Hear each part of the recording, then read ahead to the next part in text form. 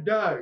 Today we're going to take a look at this $300 gaming PC that I put together. So yeah, before we go, let's go ahead and pull all this video that I'm going to be saying. Thank you guys for 500 subscribers for that video that just blew up after I uploaded 2 or 3 years ago, depending on when you guys watching this video. So yeah, so the little update I'm going to be doing for this channel is that I'm going to be rebranding from Blue Panel Tech to Jonathan Tech's Hardware, or Jonathan Tech HW. So yeah, let's go. And I'll be doing a new intro. So yeah. Okay. So to start this build, I'm going to start with the CPU. So this is an Intel Core i7, I think 2600, and then it is a really good chip for 4 cores. I think 8 threads. Even at the second gen processor, you can do like light multitasking. Even though we have like a good amount of it. I'll show you in a second. So the Intel i7 2600 is in the Sandy build architecture, and it released in Q1 of 2011, which is a pretty much an 11-year-old chip at this point, but it still handles good gaming performance without graphics card. I'm gonna show you guys later in the video. So yeah, and this chip is in a 32 nanometer process. So yeah, so this processor that is in this computer, it has a 3.4 gigahertz of a base, but if you go for a 3.80, which is Intel's turbo boost overclock, if you want to go with. So this motherboard was in a Gigabyte Z77P D3, which I know it looks kind of small, but it is also an ATX form factor. But it's a mini ATX, not like mini ITX, which is like one of the square motherboards that you see online. It's not micro ATX, mini. Instead of an ITX, we put that with an A, which is discontinued back then, which I don't remember about processor that it discontinued the whole mini ATX, but I don't even know about PCs that time. By the time everybody moves to ATX instead of mini ATX, though. I know I've said it too many times, but yeah. Anyways, yeah. It can go. I have a 16 gigabytes of RAM, and I just built a combo from the CPU motherboard RAM combo and the cooler, this is definitely not the one that this is the one that is not included in the motherboard. I bought that cooler separately from where I saw at Facebook. So I have a 16 gigabytes of DDR3, but I don't remember what brand is it. But it doesn't matter, because you guys can pick better the DDR3 RAM as long as it is in a reasonable price. You can find a decent amount of RAM for like a cheap price. So yeah. And also I don't really know, I don't know, it must be 33 megahertz. So yeah. So the cooler, it is a Dutsu M2 cooler. Definitely, I would recommend you guys to look for alternative options, because that cooler is pretty hard to install, even without the whole VRM cooling, without it in the way. So by the time I'm putting these computer parts together, I was trying to put a cooler in, but I told myself, like, don't put that cooler to waste, because I need that cooler out of my house with this computer. So yeah.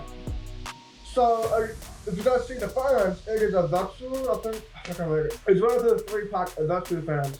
It's D12, because to me, I prefer a Dutsu, because that's how I see in the website. That rule, DT,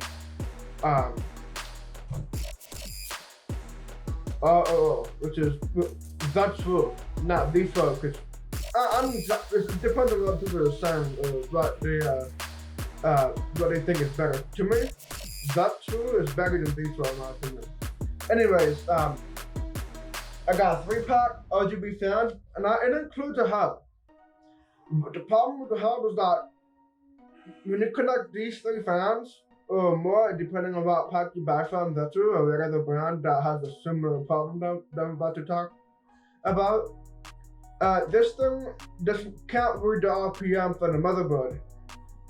And what I did is that I ended up connecting all 3 of these parts, the fans, to the motherboard. I have 2 of them in the CPU header from this fan and one of those top fans. And I have this one right here connect to the one closest to the 24-pin connector. And I have the front, which is the one that I borrowed from another case, but by the time, you get yours, you can probably get an extra fan from other brands, like could be Rosewood or Corsair. Anyways, yeah, that's it for the fans. But the power supply. The power supply, I also borrowed from another case. But I'm gonna still count it. I'm gonna show you guys how much money it is by the time I'm editing the video. So yeah. And it's a 450 watt power supply, 80 plus bounds. And then the case, which I got it used on Facebook. Thankfully, they saw the case and the glass panel was in. It was brand new, no scratches, nothing whatsoever. And the guy that I bought this case from, they went to Micro Center, like, I don't know, probably 8 hours north from what you're about to see on the next video. Let's see. Let's see. And they brought one of those pre-boats, and I think they have a Quarter Master Crew on the top with a Ryzen. I'm not gonna go too deep because I'm gonna show you guys once I get the flipping episode 1 video coming up soon. So yeah. And I have a graphics card right here. It's an NVIDIA GeForce GTX 660. And one of the people in the flipping soundtrack video that am I lagging? Anyways, one of the videos, not the videos. In one of my friends on the Discord server that joined, like I think 3 months back, and they suggest me to get this instead of the Quadro. I'm thinking about making a video about it, but it's not worth it until I get this. And yeah.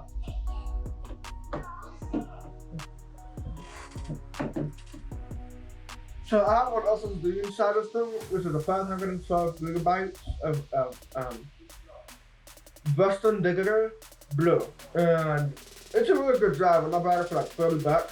And as you guys can see, I don't know if you guys can see it on camera, but I have a USB 3 hub on the computer, just in case if the new owner wants to have like fast storage or whatever the case may be. And I don't have an iOS yet, if I can poke through. Nope. You can see my finger, my middle finger. Yeah, I don't have an iOS yet because the guy didn't have it. So yeah. So into the performance. Let me go ahead and unlock my phone so I can show you guys my performance, my FPS numbers. By the way, if you guys see my phone, if you guys see me, guys. So if you guys want to go under $300, even though the whole budget is, not the whole budget.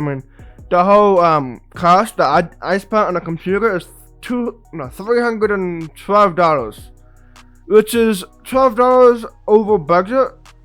But I'm gonna break down to everything that's into the total of $312.70. So the CPU motherboard RAM combo costs $100. Cooler 20. Let's see, the graphics card I'm gonna go for $36.60 I think, plus $16.10 shipping. By the way, the CPU motherboard combo and the combo is for you when it comes to the stuff because it's local. And the cooler, I got it off Amazon, which is free Amazon Prime shipping. Graphics card, probably $16.10 for shipping. And the case, I got it local as well, so I don't even have to worry about paying extra.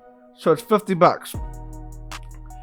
The RGB fan also has free shipping on eBay and it has $22. I'm gonna round it to $20 because I'm not gonna sell the whole cents and other stuff. Let's see, the SSD, I got it local for $30, but if you guys wanna go for a cheaper one, that is cheaper for the less. What am I saying? If you guys want to get the cheaper SSDs, then you have to go for a lower capacity and stuff like that. And let's see, you can also downgrade the graphics card if you want to, and just don't care about all this fancy stuff like shaders and all that good stuff. So yeah.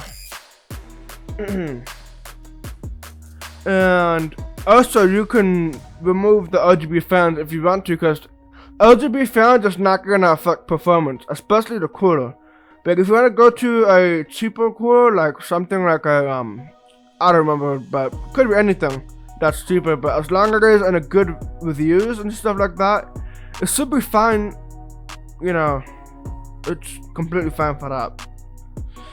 And let's see, the power supply, it's 450 watt Roosevelt power supply that I borrowed from another computer, but it's okay. I'm gonna call it $20, and it's a total of $312.70. So yeah. So all the alternatives, I'm not sure if I'm gonna have time putting in the description after I put the video, but I will try to put some in the description to those if you guys can find the same or maybe similar combo, maybe either a Ryzen or an Intel chip that you can find on eBay or wherever. I'm not gonna show every single sources, because if you go for Facebook or OfferUp or Craigslist, it's depending on where you live in. So to me, I currently live in Central Florida, and I'm not gonna show exactly where I'm gonna be, you know, yeah. Anyway, so yeah, that's pretty much it. Peace.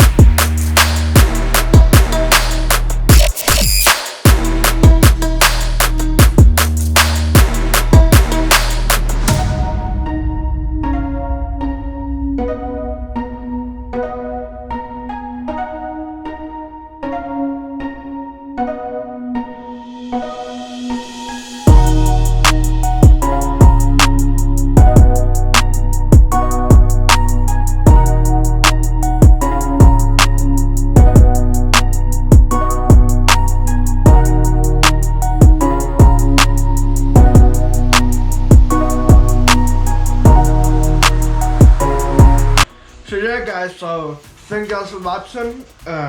Subscribe, turn on the notification, and like this video if you guys think it was possible, but share this video to somebody who needs a computer build but still has to build it for a budget price, at least for $300. So yeah, let me click at the brightness. There you go. So yeah guys, peace out.